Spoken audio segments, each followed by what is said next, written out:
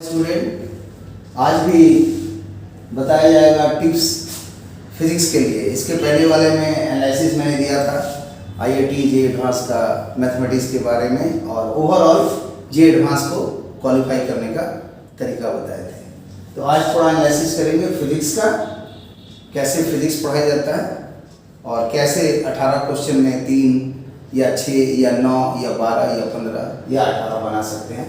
Minimum 3 बनाने से qualify होता है। तो आइए देखिए फिजिक्स का एनालिसिस जे एडवांस के लिए।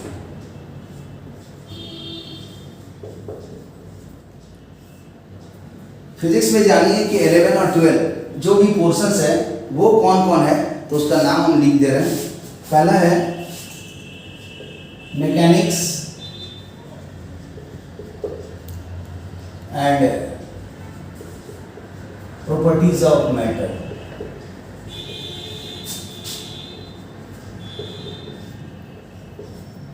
इसमें 2 टॉपिक्स है, एक है मैकेनिक्स और दूसरा है properties of matter. Second topic आएगा थर्मल फिजिक्स।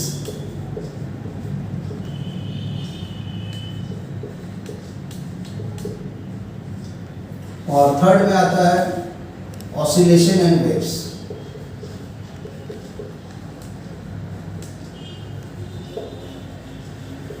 यही 3 टॉपिक्स है 11 क्लास के लिए। Mechanics and properties of matter, thermal physics, oscillation and waves. और इसके बाद जो होगा और 3 होगा वो 12 के लिए। और 50% इंजीनियरिंग का 11 का होता है और 50% 12 का होता है अप्रॉक्स। तो अब 1 2 3 ना लिख के इसको हम 4 5 6 लिख रहे हैं। 4 में है इलेक्ट्रोडायनेमिक्स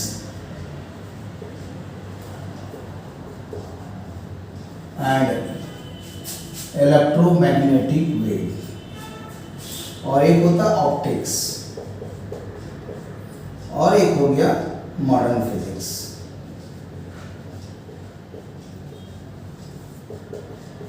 यही 6 टॉपिक्स हैं और ये 11 क्लास से यूनिट 1 to 10 ये 10 यूनिट में। और उसी तरह ये जो है यूनिट 1 to 10, मतलब 10 यूनिट मिलके टोटल हो गया 20 यूनिट।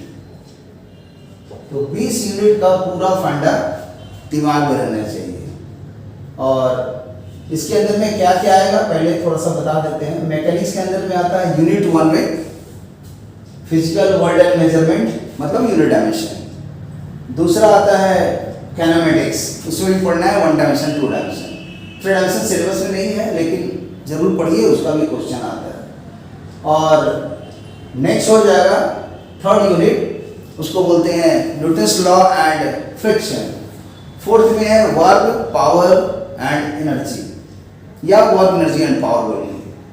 और उसके बाद जो है वो है रोटेशनल डायनेमिक्स, जिसको हम लोग बोलते हैं dynamics of A system of particles and rigid body, rotational motion. और उसके बाद आएगा ग्रेविटेशन, 6 हो गया। 7वां में होता है ये प्रॉपर्टीज ऑफ मैटर्स का पहला 7A 7B 7C। 7A में है मैकेनिकल प्रॉपर्टीज ऑफ सॉलिड्स, मतलब इलास्टिसिटी। दूसरा है मैकेनिकल प्रॉपर्टी ऑफ फ्लूइड, मतलब लिक्विड और गैस। उसके अंदर में आएगा hydrostatics, hydrodynamics, viscosity, surface tension. आप बहुत ज़्यादा इस पर फोकस मत कीजिए, आप इसको ज़्यादा फोकस कीजिए, माने इस प्रॉपर्टी ऑफ मैटर को थोड़ा डिलीट कर सकते हैं। और थर्मल फिजिक्स इजी रहता है, इसलिए इसको जरूर करिए। और इस साल से तो सेकंड लॉ ऑफ थर्मल्स भी ऐड हो गया, तो उसका भी थोड़ा क्वेश्चन बनाइए, खासकर एंट्रोपी का। और फर्स्ट लॉ ऑफ थर्मल्स का आता है, और ज़्यादा Gibbs function, third law times वो सब नहीं आता है। इसके बाद आया ऑसिलेशन एंड वेव्स। यही ऑसिलेशन का स्पेशल केस है, इसमें आएगा सिंपल हार्मोनिक मोशन। वो थोड़ा अच्छा है, वो अच्छा से पढ़िए। तब उसके बाद वेव पढ़िए। वेव में भी एक आता है मैकेनिकल वेव, एक आता है इलेक्ट्रोमैग्नेटिक वेव, और एक आता है मैटर वेव। तो मैकेनिकल वेव यहाँ पढ़ना है और इलेक्ट्रोमैग्नेटिक वेव यहाँ पढ़ना है, और मैटर वेव भी इसी के साथ पढ़ लीजिए। और यहाँ पर इलेक्ट्रोडायनेमिक्स का मतलब हो गया, इसके अंदर में 4 टॉपिक्स है। पहला है इलेक्ट्रोस्टैटिक्स, दूसरा है करंट स्टडी जिसको बोलते हैं डायरेक्ट करंट, तीसरा है magnetic effect of current and magnetism, और चौथा में हो जाएगा, बोल सकते हैं उसको electromagnetic induction and alternating current, और उसका जो 5th नंबर आएगा इलेक्ट्रोमैग्नेटिक वेव्स है। और इसी के स्पेशल केस में लाइट वेव से रिलेटेड रिफ्लेक्शन, रिफ्रैक्शन और टोटल इंटरनल रिफ्लेक्शन और डिस्पर्सन, ये सब पढ़िए। और ये वेव ऑप्टिक्स और जो ज्योमेट्रिकल ऑप्टिक्स होगा दोनों पढ़ना है। और मॉडर्न फिजिक्स में आ जाएगा dual nature of radiation and matter, और साथ में आ जाएगा एटम्स एंड न्यूक्लियाई और सेमीकंडक्टर्स, इलेक्ट्रॉनिक डिवाइसेस, और एक्सरे भी थोड़ा पढ़ना है 80s में। तो ये पूरे सिलेबस को आप खाली सिलेबस को पूरा एनालाइज करके सारा फार्मूला, सारा कॉन्सेप्ट को याद रखिए। और इसमें कोई छोटा सा टॉपिक तो मैं थोड़ा डिस्कशन कर दे रहा हूँ। जैसे यहाँ से उठाइए, एक इलेक्ट्रो डायनेमिक्स के अंदर में आता है इलेक्ट्रोस्टैटिक्स, तो वहाँ पर एक क्वेश्चन हमेशा आता है जो इस टाइप्स का है, जो लिख देते हैं क्या है, प्रॉब्लम्स है, मैंने सुन लीजिए प्रॉब्लम 1 हो गया। क्या है कि इफ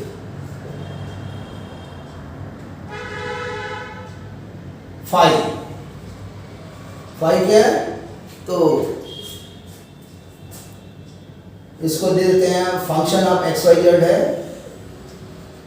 और ये इलेक्ट्रिक पोटेंशियल है जो इस तरह के फॉर्म में X cube plus Y cube plus Z cube minus 3 XYZ। और फाइंड क्या करना है, फाइंड इलेक्ट्रिक फील्ड, ये क्वेश्चन है, एंड वाइस वर्सा। मतलब अगर इलेक्ट्रिक फील्ड दिया हुआ है तो आप कैसे उसका निकालेंगे इलेक्ट्रिक पोटेंशियल, यह है इलेक्ट्रिक पोटेंशियल। अगर इसी के लेवल को थोड़ा छोटा किया जाए तो 2 डायमेंशन में आएगा। तो 2 डायमेंशन में कैसा क्वेश्चन होगा, समझ लीजिए x² + y² माइनस xy, और उस न्यूमेरिकल को बनाना है। और अगर 1 डायमेंशन में होगा तो सिंगल एक वेरिएबल फंक्शन ऑफ x के रूप में 5 रहेगा, अतः उसका इलेक्ट्रिक फील्ड निकालना है। तो जेईई मेन में सिंगल वेरिएबल वाला और जेईई एडवांस में तो पक्का है, देता ही है, लेकिन कभी कभी 2 डायमेंशन का या 3 डायमेंशन का भी देता है। खासकर यूरोडॉक की किताब में देखिएगा 2 डायमेंशन का दिया हुआ है, तो आप उसे 3 डायमेंशन का बना सकते हैं। तो मैं 3 डायमेंशन का बता दे रहा हूँ ताकि 2 डायमेंशन 1 डायमेंशन सब बन जाए। तो इसका बनाने का कॉन्सेप्ट क्या है वो देखिए। तो कॉन्सेप्ट एक ही है, मंत्र है, सूत्र है जो रिलेशन करता है, relation between electric field and phi. यह है क्या, इलेक्ट्रिक फील्ड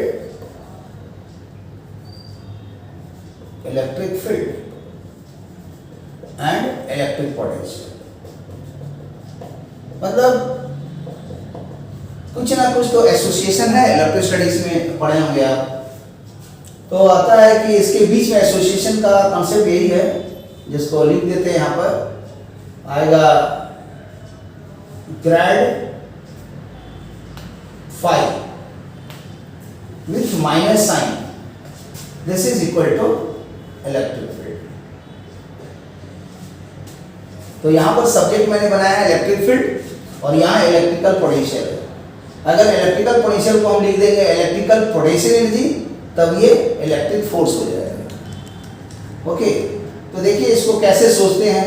इसमें 3 वर्ड वेक्टर कैलकुलेशन बहुत फेमस है, curl, divergent and grad. Line integration, surface integration, volume integration, Gauss divergence theorem, Green's theorem, Stokes theorem.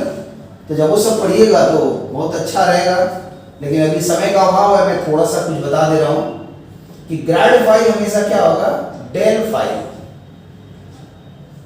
और डेल क्या है, एक वेक्टर ऑपरेटर है, वो हमेशा होता है माइनस ddx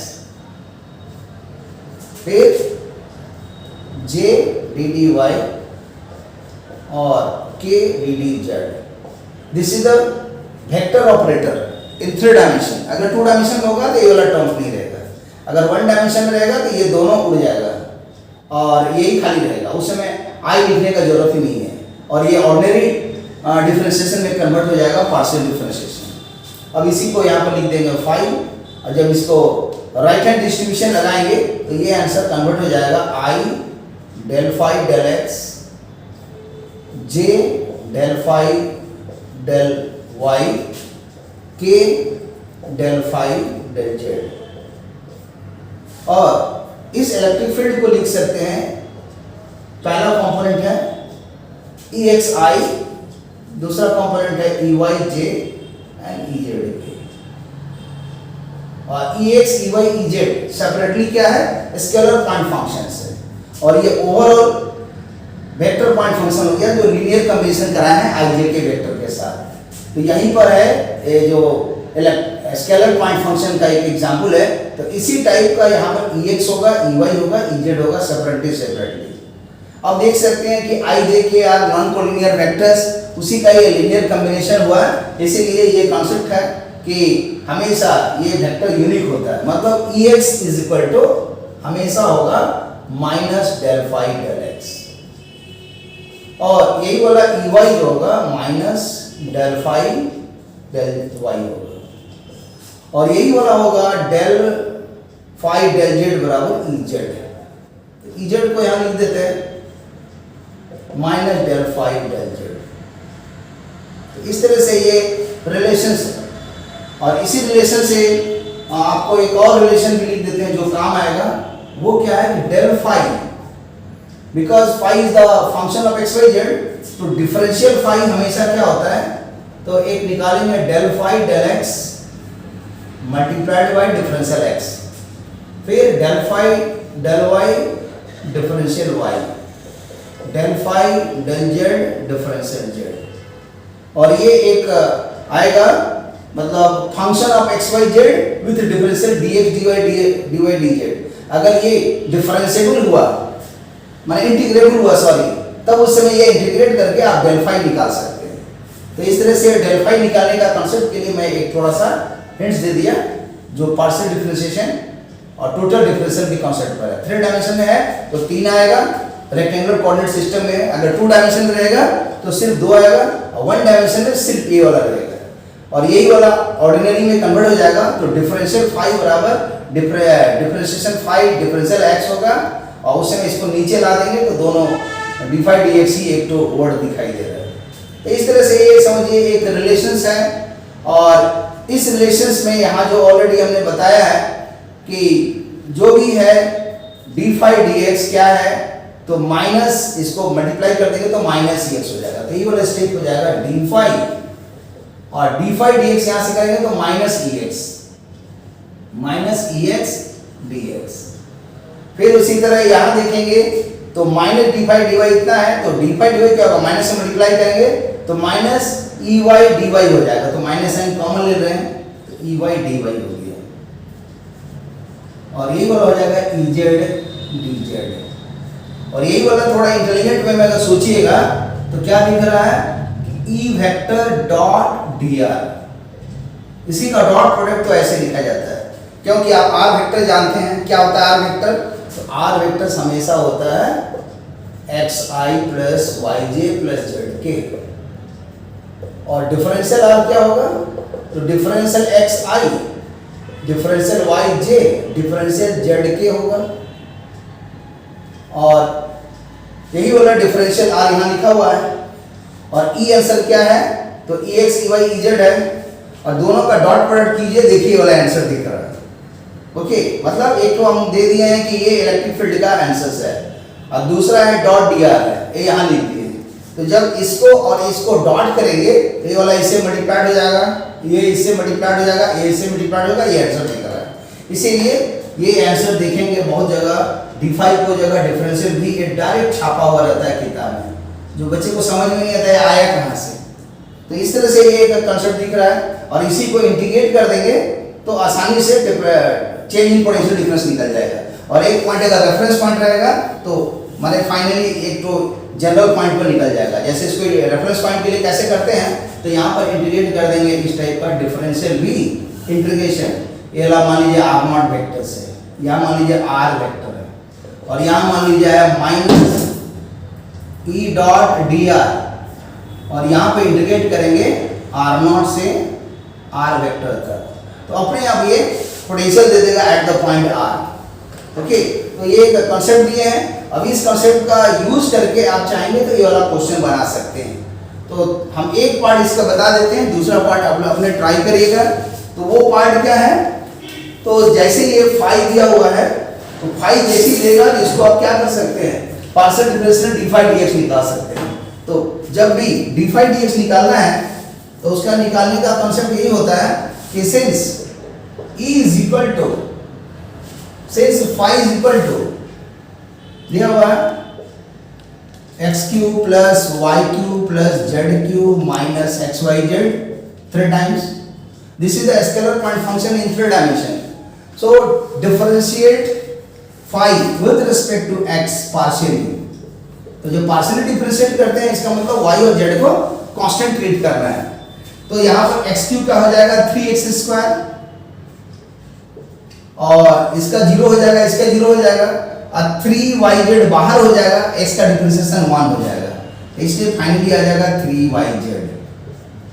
फिर से इसको रिपीट करते हैं, पार्शियल डिफरेंशिएशन ऑफ फाई जो स्केलर पॉइंट फंक्शन है x y z का, जब इसको डिफरेंशिएट करेंगे x के रिस्पेक्ट में तो y और z को कांस्टेंट जैसा ट्रीट करना है। x स्क्वायर में x क्यू का हो जाएगा 3x स्क्वायर, और इसमें 3xyz में 3 भी कांस्टेंट है, बाहर कर देंगे, y भी बाहर z भी बाहर, तो आ जाएगा 3 times of yz 3yz into 1, तो वही यहाँ पर लिखा हुआ है।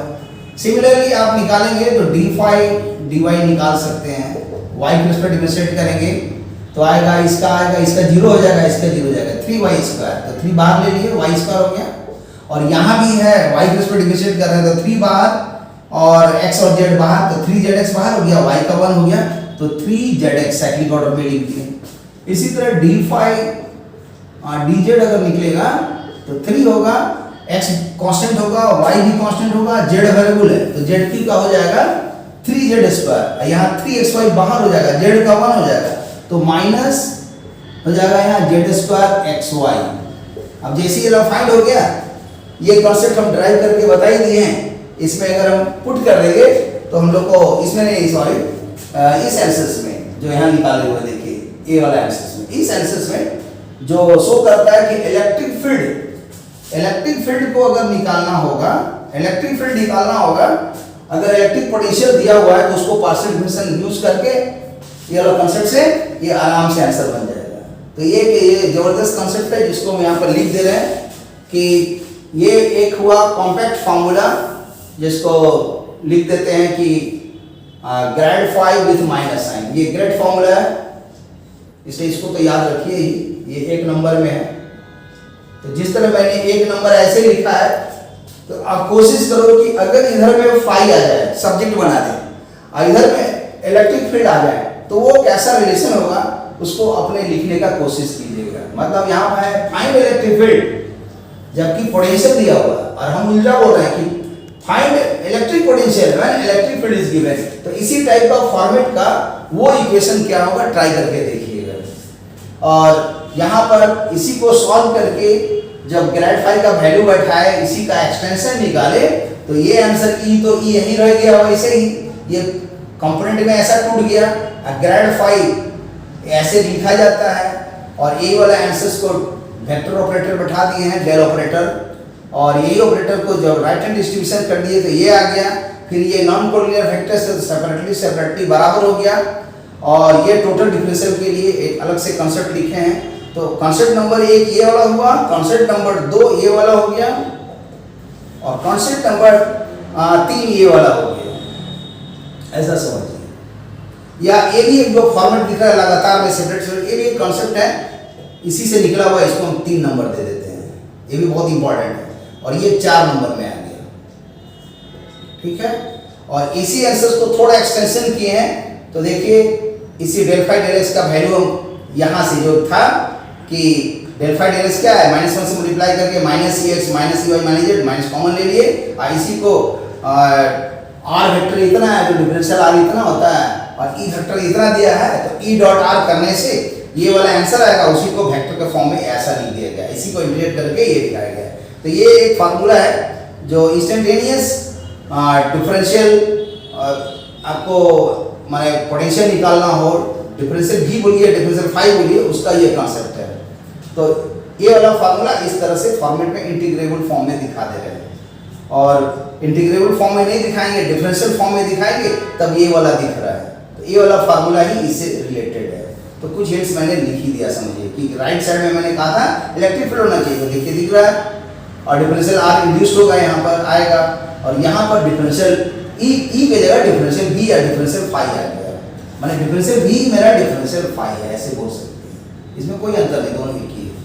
आप सोच सकते हैं कि ये फार्मूला समझ में आया, तो इस फार्मूला का यूज कर लेते हैं। तो जैसे इस फार्मूला का यूज करेंगे तो देखिए क्या हो जाएगा आंसर, सिंस ई वेक्टर्स हमारा पास क्या है, तो ई वेक्टर्स हमारा है ये वाला आंसर, ई एक्स आई ई वाई जे ई जेड, देखिए ई एक्स आई ई वाई जे, और ये हो गया ई जेड के, और ई एक्स का आंसर ऑलरेडी निकाला हुआ है, ये तो है minus D phi D X, यहाँ लिख देंगे minus D phi D X, और माइनस साइन कॉमन ले ले रहे हैं। फिर इसका हो जाएगा ई वाई का है minus D phi D Y, यहाँ हो जाएगा डी फाई डी जेड आ गया। अब इसका वैल्यू पुट कर देंगे यहाँ पर, ये तो निकाले हुए तीनों आंसर्स, ये दिया रहेगा तो पार्शियल डिफरेंशियल, और ये 3 कॉमन है तो ये आंसर हो जाएगा माइनस 3 टाइम्स बाहर में, और अंदर में हो जाएगा X square minus Y Z I plus Y square Z X J and plus X आया वाई या जेड आया तो Z square minus X Y K, ऐसा आ गया ये पूरा आंसर। यही ई जो है function of X Y Z होगा। अब किसी क्वेश्चन में लिखा रहेगा कि एक्स वाई जेड का वैल्यू क्या है, कोऑर्डिनेट 1, 2, 3 है, तो कुछ नहीं, एक्स की जगह 1, वाई की जगह 2, जेड की जगह 3 बैठा देंगे, ये वेक्टर निकल जाएगा। फिर उसका डायरेक्शन कोसाइन डायरेक्शन उसको निकाल देंगे, और उसका मॉड वैल्यू निकाल देंगे तो इलेक्ट्रिक फील्ड का न्यूमेरिकल वैल्यू निकल जाएगा। तो okay, thank you for watching the video. क्योंकि वीडियो बड़ा हो रहा था इसलिए मैं इसका जो वाइस वर्सा लिखे हैं ये होमवर्क में दे दिए कि ये वाला आप लोग होमवर्क में ट्राई कीजिए कि ये आंसर रॉन्ग है कि राइट है। मतलब इलेक्ट्रिक फील्ड आपको इस फॉर्म में दे दिए हैं, तो सॉल्व करके निकालिए कि क्या इलेक्ट्रिक पोटेंशियल इतना आ रहा है या नहीं आ रहा है। और ये ग्रेड क्वेश्चन है, चांसेस है जो एडवांस में ये क्वेश्चन दिखाई देना चाहिए, ऐसा मैं एक्सपेक्ट कर रहा हूँ कि इलेक्ट्रिक फील्ड पोटेंशियल से देगा तो जरूर ये क्वेश्चन कहीं ना कहीं दिखेगा पेपर 1 पेपर 2 में। Okay, thank you for watching the video.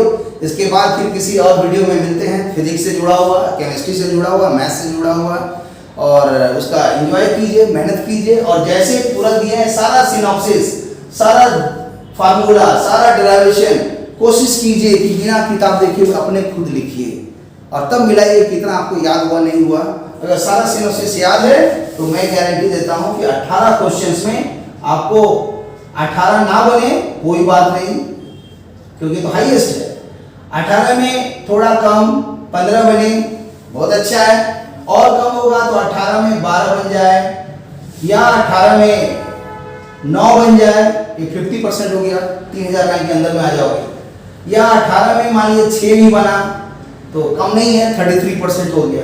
और नहीं तो 3/18 इतना ही हिट कीजिए क्वालिफाई करने के लिए, टू क्वालिफाई, ठीक है।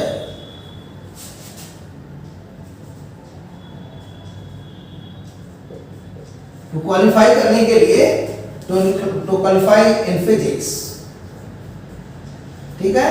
फिजिक्स में क्वालिफाई करने के लिए आपको 3/18, 18 में 3 क्वेश्चन बनाना पड़ेगा। इससे नीचे होता है 0/18, उससे तो कुछ फायदा नहीं है, इसलिए मैं उसका नाम नहीं लिखा। तो ओके, ऑल द बेस्ट, और फिर इसके बाद वाले वीडियो में मिलते हैं। सी यू अगेन, बाय। और मेहनत कीजिए, थोड़ा भरोसा रखिए अपने पर भी, माँ पिताजी पर, माने जो भी प्रकृति है, नेचर है, उस पर आपकी सफलता मिलेगी sure. Okay, thank you, see you again, bye.